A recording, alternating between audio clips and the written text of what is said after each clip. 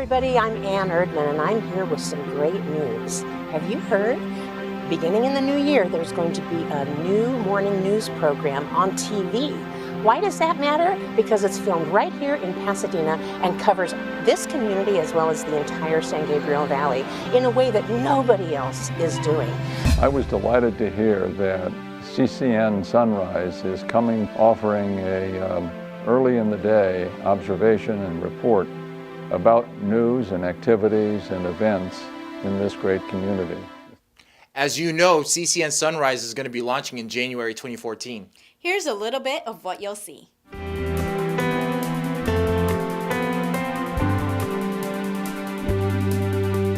I'm here with Susie Baumgartner of the Pasadena Antique Mall, and we're going to talk a little bit about the great pastime of antiquing. We have an appraisal fair here the first Sunday of the month, hosted by an amazing gentleman who also is a dealer here. And what people do is they'll bring their items in. He can tell you the story about the item, how it was used, what it was used for. You get so engaged and engrossed in what he's saying, you actually forget that you really wanted to know what it was worth.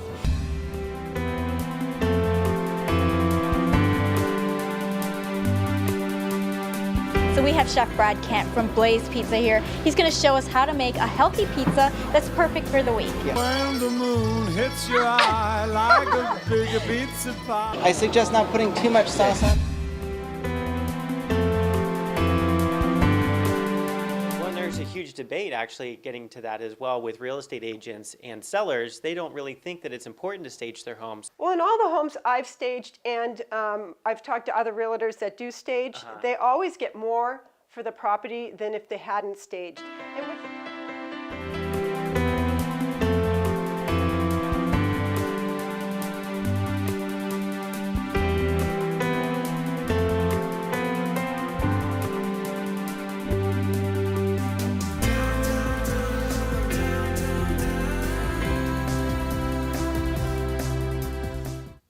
Hey everybody, Paulo here. And I'm Sunita. When you start watching CCN Sunrise, you'll see that we're going to be talking to a lot of people in Pasadena and the San Gabriel Valley.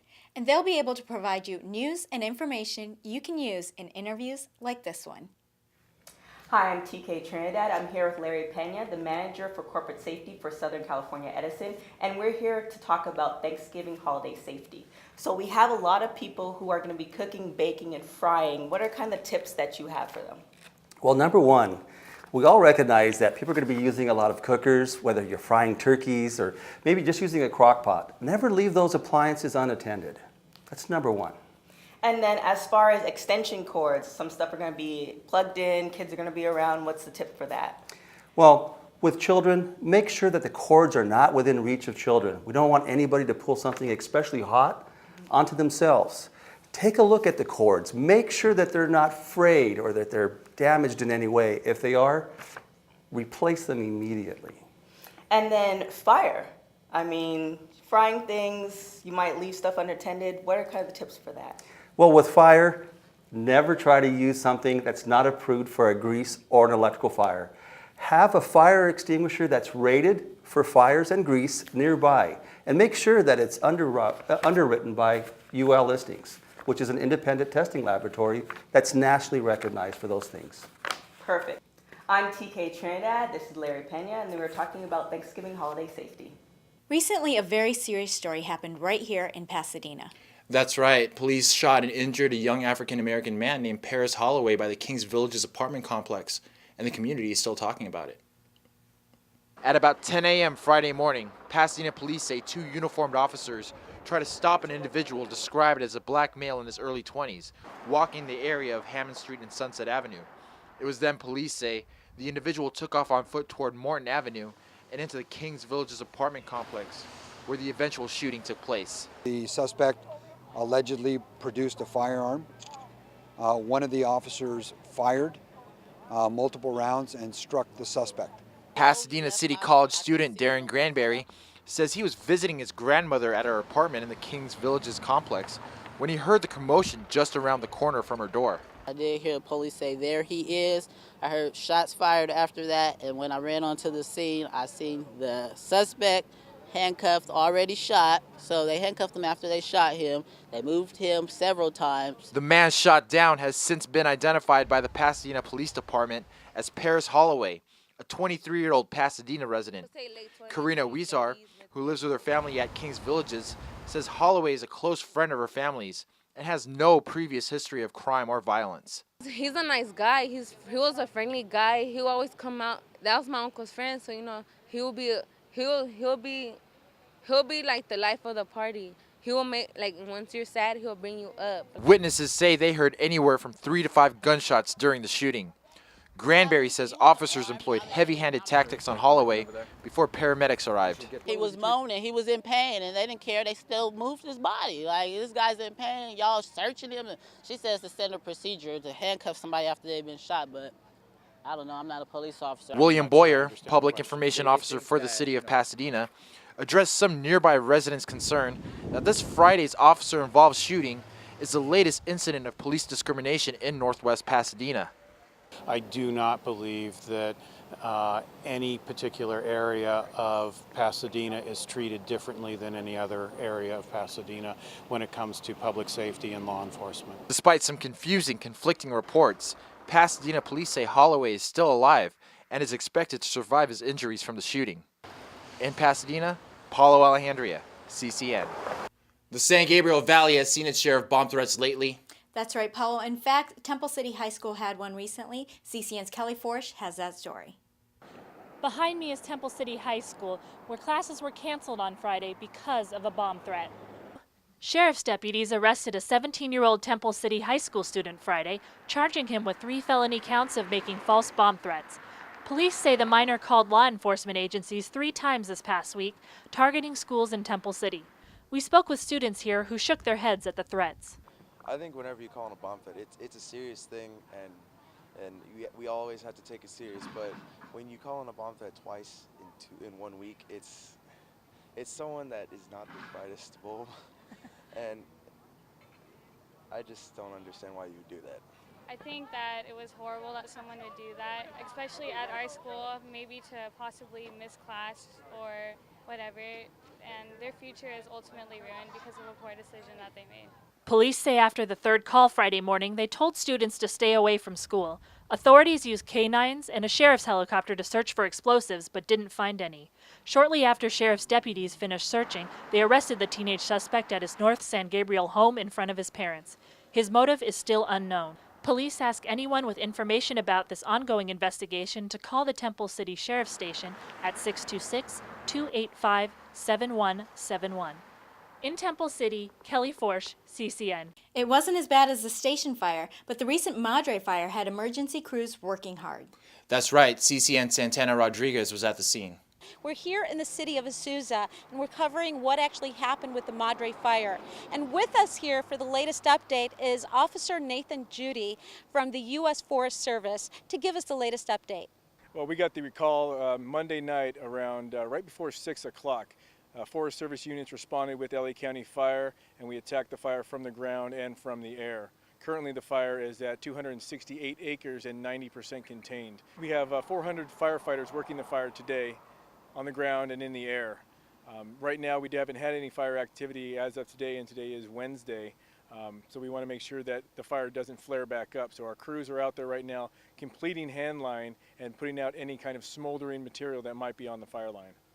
There's only 3 homes that were evacuated Monday night late in the evening, and they were reinstituted in that area around 11:30, so they were able to go back home the same day, which is great. The fire stopped moving towards the east, and that's where the concern was. East of this area right now that we're standing at is where the fire was occurring. Right now, again, you don't have anything behind us, no flare-ups, no smoke, and we're not even using the helicopters right now, but we have 8 helicopters available to us if we need to use them. In the city of Azusa, this is Santana Rodriguez with Crown City News.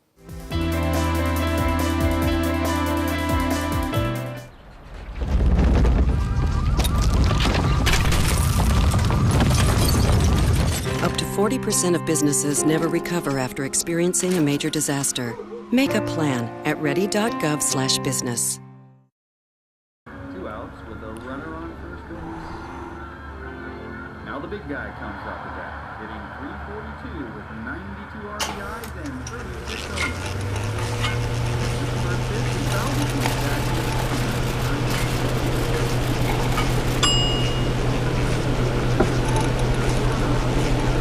Chill raw and prepared foods promptly. 1 in 6 Americans will get sick from food poisoning this year. Keep your family safer. Check your steps at foodsafety.gov.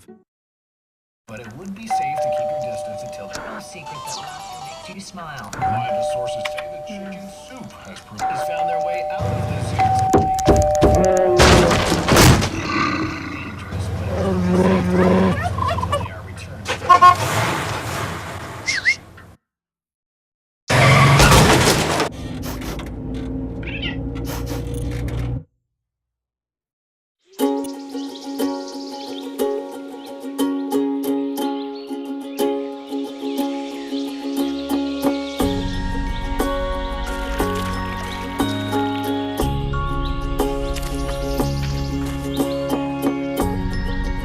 Getting closer to nature can get you closer to your family.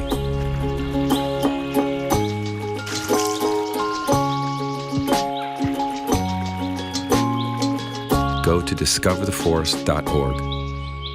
You know, our community, regionally and locally, is really interested in information.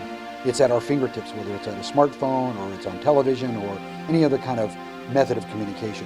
And it's vital to be informed about crime trends or about events here in the city. And Sunrise, the Sunrise program would be a great opportunity to further that extension of information.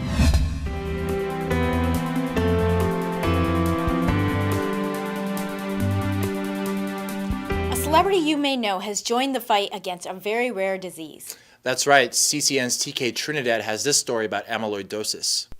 Stephen Fink, known to many as Big Steve, the father of 3 and the owner of the Pasadena Sandwich Company, had been suffering with bouts of fatigue and sought treatment from local doctors. Fink's daughter, Megan Fink, says after a series of misdiagnoses, his life was ultimately claimed by a little-known disease called amyloidosis in 2009. They thought it's heart failure. So they started treating him for heart failure, which is a secondary moment for this disease. Like, everything comes in seconds.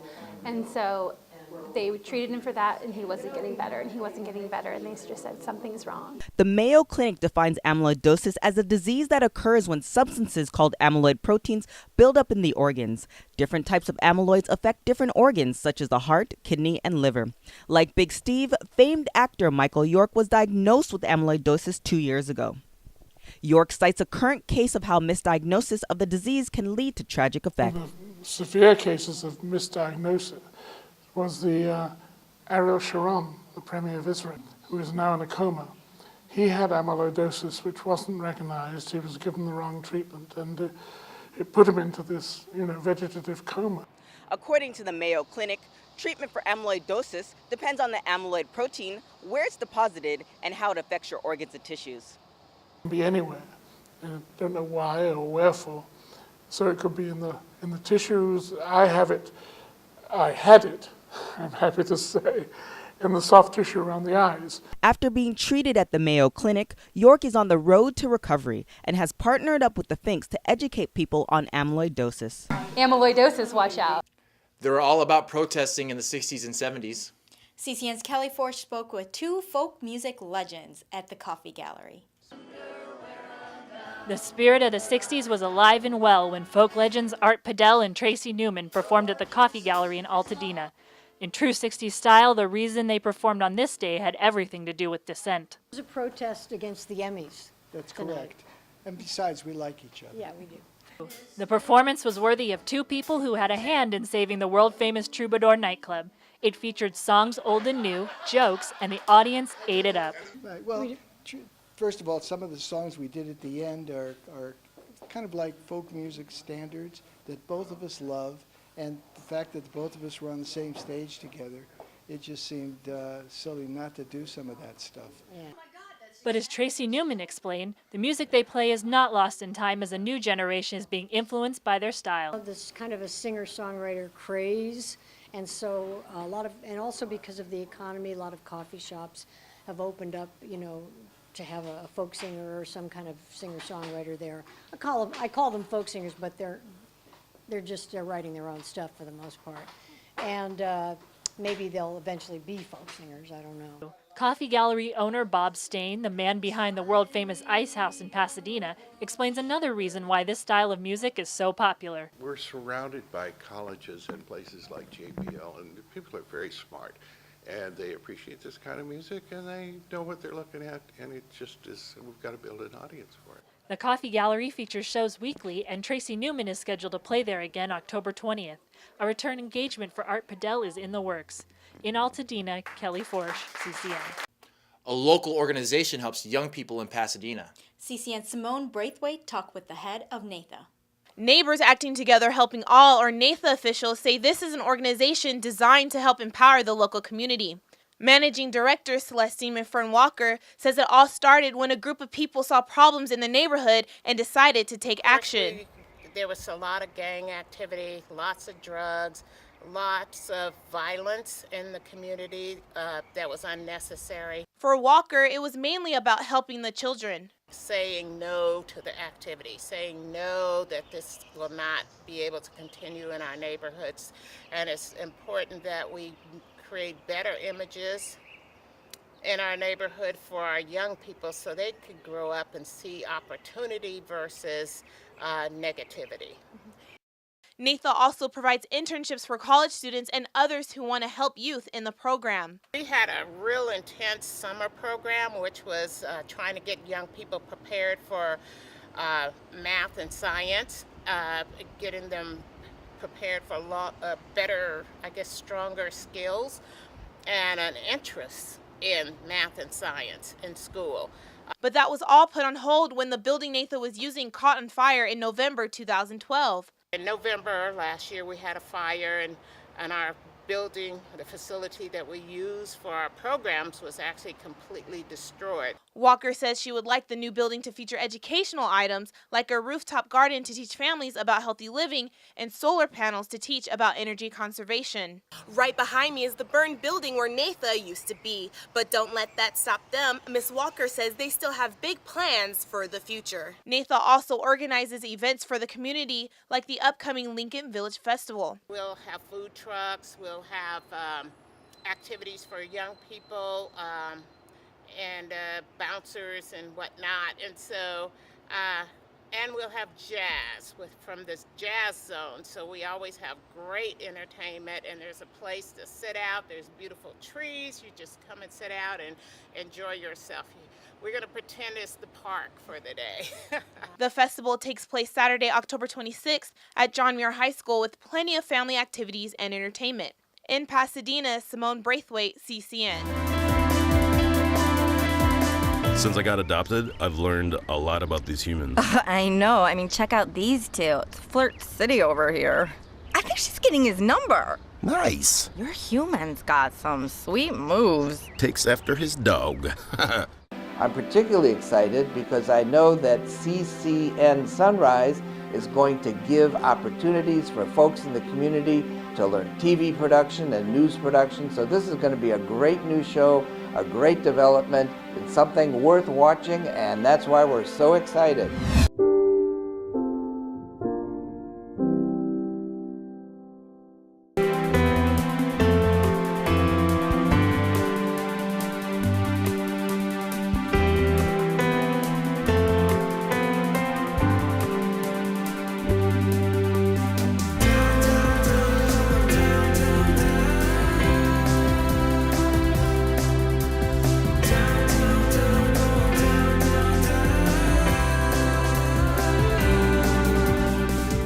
Times are tough out there, and we're here with Daniela Romero, consumer bankruptcy attorney, to talk about some of the things that people are struggling with and how you can help. But first, let me ask you, you've been serving this community at Pasadena, San Gabriel Valley for quite some time. How long have you been in business? Since 1997. Okay. I've been an attorney serving this community. I haven't always had my own business, but I've been serving this community since 1997. And, like we mentioned, things are still tough out there. What are some of the reasons people are coming to you for either bankruptcy or consumer protection cases? Yeah, it's a wide variety of people. I have some people that have a lot of medical debt. They've fallen on hard times.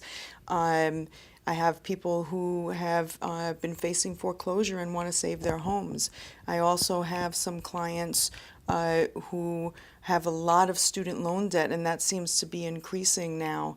There's more student loan debt than there is credit card debt at this moment. Wow, that's surprising to hear. So, because a lot of people are going to college and they think, okay, I'm going to come out and I'm going to have that job to be able to pay off the credit card debt. Yeah. But that's not what's happening. Yeah, that's true. And in fact, you know, even after getting out of school, you know, they may be able to get a job, but some people are saddled with so much debt that they can't afford the monthly payments. And sometimes bankruptcy can help them in the fact that they can restructure their debt and they can lower their monthly payments. At this time, they can't discharge any student loan debt. That's something in the works for the future, though, that my association is working on. Okay, well, but I mean, you know, it's a double whammy if they, you know, are coming out with this huge student loan debt and then they go to bankruptcy. How are they ever going to get out of that hole if they're starting out so far down? Yeah, it's really tough, and it's something that we all have to think about because, you know, as more and more people are getting into debt and getting out of school with debt, the jobs aren't there, the high-paying jobs aren't there, and you know, some of these students won't be able to purchase homes, you know, so they can't use their income to even purchase items in the market because they'll be too busy paying their debt back.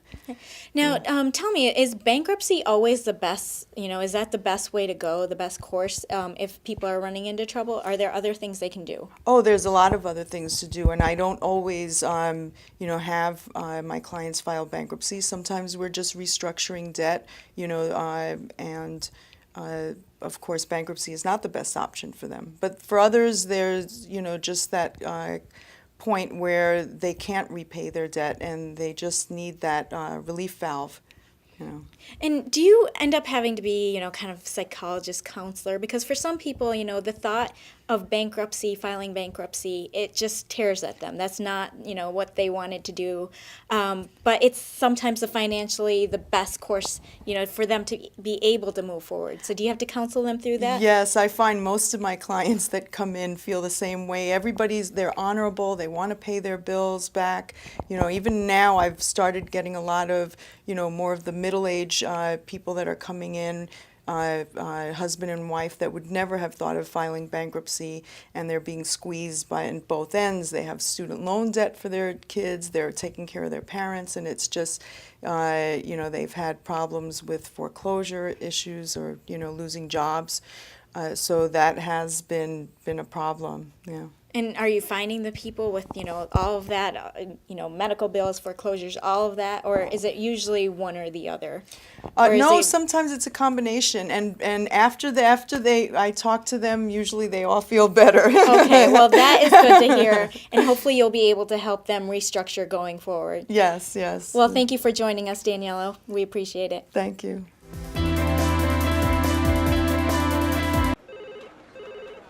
Thank you for calling your GED Pep Talk Center. All right, now, are you ready for your GED Pep Talk? Being nervous is okay. It just shows that you're serious about getting your diploma. All right, listen, we all need a little nudge sometimes. I don't function without coffee in the morning, but it is gonna take more than a double mochaccino to help you here. A lot of things are scary. Heck, I'm scared of clowns. Whatever motivation you need, we've got a pep talk for you. Get your GED pep talk and find free classes at yourged.org. For the last 9 years, you've been watching us on CCN, Crown City News, on Monday nights. Now we're coming to you live every morning. That's right. It's going to be a fun, live daily morning show that's going to be a fun way to wake up. So, Pasadena, it's time to get your morning started off on the right foot. That's right. We're going to have some fun segments on everything. We're going to have sports, weather, and so much more. And like you're used to on CCN, we're going to have great news coverage and interviews. And our reporters will be live all over Pasadena and the San Gabriel Valley. So give us a call at 626-344-8314. See you in the mornings.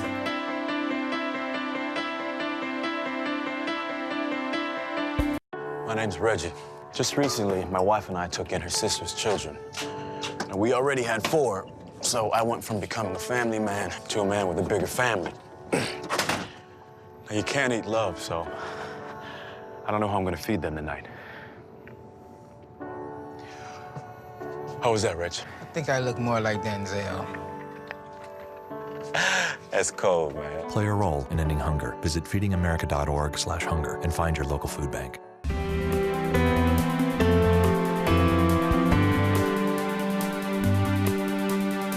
When you start watching CCN Sunrise, you'll see that we're going to be talking to a lot of people in Pasadena and the San Gabriel Valley.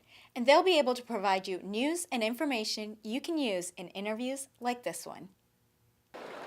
Hello everybody, I'm Tammy Divine with CCN Crown City News, your neighborhood. I'm here at the Pasadena Convention Center at the Contemporary Crafts Market. Creative types from all over the country have gathered here to show off their work. Everything from clothing to jewelry to high-fired ceramic water fountains like these behind me. You'll even find hand-dyed, handmade scarves from a self-proclaimed frustrated artist. I'm an artist, and I'm a frustrated artist, so a lot of that goes into the scarves. She'd rather be painting or sewing, but Susan Eastman says she's making a great living hand-dyeing scarves. The accessories were among the many items visitors who streamed into the Pasadena Convention Center's exhibit hall snapped up at the booths lining the 55,000 square feet of space. Pieces on hand ranged from the intricate to the simple. Founder Roy Helms says some of the most popular booths stock jewelry, not surprising with the holiday season just around the corner. Even when a man comes up to me at the information booth and says, you know, you got a lot of jewelry, and I say, yes, and a lot of women love those gifts. So there's wonderful jewelry, and no two booths is alike. It's just really wonderful shopping. Wonderful, good clothing, fashion clothing, ceramics, glass, metalwork, turned wood, furniture. It's just a lot of variety. Regular amethyst. It is a genuine amethyst. That is a genuine amethyst. The artists on hand spoke to visitors about their work, giving insight into their own creative process and why they enjoy making items for the public. To make pottery, it takes a long time of learning how and practice and, diligence to make work. But anyway, it's fun. You get to play in the mud, It comes from an emotional place, like even when I sew, I'm not sewing as a tailor, I'm sewing as an artist. This artist says she'll soon join clothing makers like many others here at the crafts market, and maybe that'll help ease some of her frustration. I'm seeking balance. Those of you who've missed the showing in early November, don't worry. These amazing artists and their works of art will be right back here in June at the Pasadena Convention Center. In Pasadena, Tammy Divine, CCN. That's it for now. You've seen us cover stories all over the San Gabriel Valley, your community. Now it's time for you to get involved with CCN Sunrise. That's right. We're looking for story ideas and your sponsorships. Give us a call at 626-344-8314. For CCN Sunrise, I'm Paulo Alejandria. And I'm Sunita Joshua Madison. See you in the mornings.